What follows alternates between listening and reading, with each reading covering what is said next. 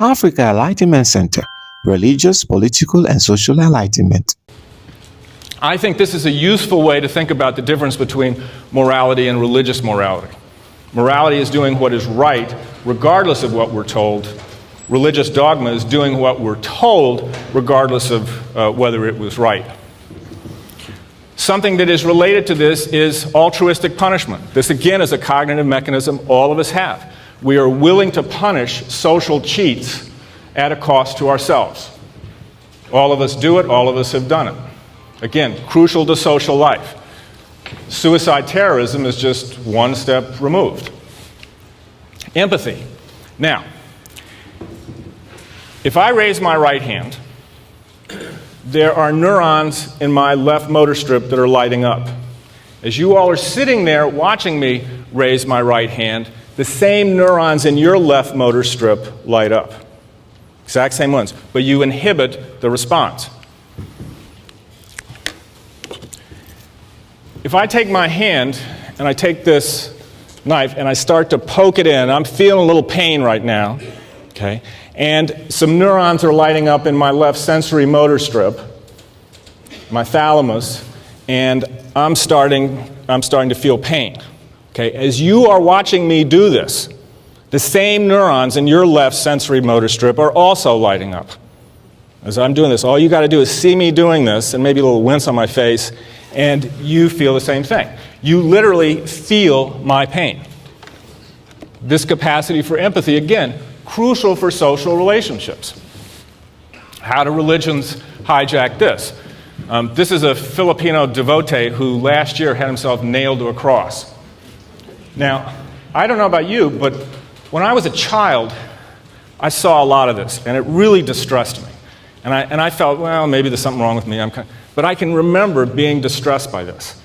And every time that this kind of thing is displayed, no matter how hardened you get to it, at some level, those parts of you that feel the kind of pain that would be induced by this torture will light up. And religions hijack this capacity for literally feeling others' pain to induce guilt and obligation. Another thing that we use are hard-to-fake, honest signals of commitment. How do you know I'm really committed? Why would you believe what I say? I need to give you a hard-to-fake, honest signal of commitment. Again, crucial to social relationships. You can see how religions utilize this, all religions. Suicide terrorism is another hard-to-fake, honest signal of commitment.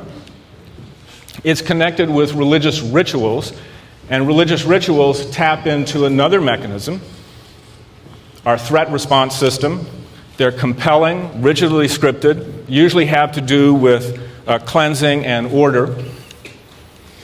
And they enable rituals. Again, I hope you start to see how all of these mechanisms sort of come together. We experience them like consciousness as a seamless whole, but they're really very specific parts.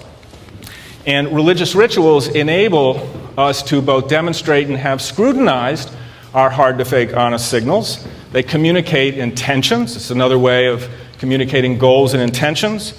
Inculcate doctrines, forge alliances, create hope, solace, entertain.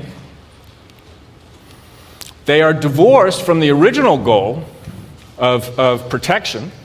They delimit sacred spaces, and they exploit another thing that we're biased towards, which is the Gestalt law of the whole. Basically, what this means is when you see a flying V formation of birds, you don't see the individuals, you just see the formation, the V.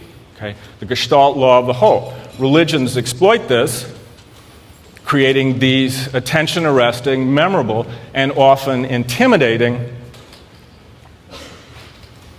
spectacles, designed, again, to engage us and make us tremble.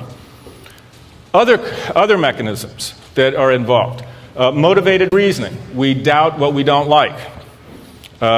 Confirmation bias. We notice data that fits our beliefs. Mere familiarity. And kin psychology. And this is huge in religion.